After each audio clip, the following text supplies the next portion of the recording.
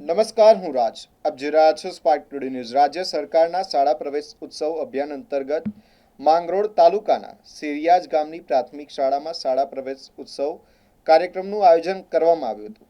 કાર્યક્રમમાં નવા પ્રવેશ મેળવનાર ભૂલકાઓનું ઉષ્માભેર સ્વાગત કરી તેમને શિક્ષણના માર્ગે આગળ વધાવવા પ્રેરણા આપવામાં આવી હતી. કાર્યક્રમમાં માંગરોળના ધારાસભ્ય ભગવાનજીભાઈ કરગઠિયા તથા મહિલા અને બાળ સચિવ વિભાગના રાજ્યકક્ષાના ઉપસચિવ નિર્મિષાબેન પુરોહિતની વિશેષ ઉપસ્થિતિ રહી હતી.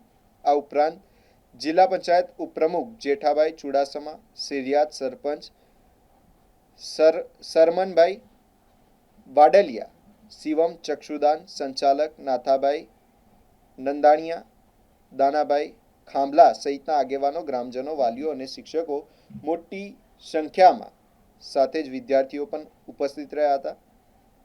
પ્રવેશ ઉત્સવ દરમિયાન શિક્ષણના મહત્વ, બાળકોના સર્વાંગી વિકાસ અને ગુણવત્તાસભર શિક્ષણ અંગે માર્ગદર્શન આપવામાં આવ્યું હતું.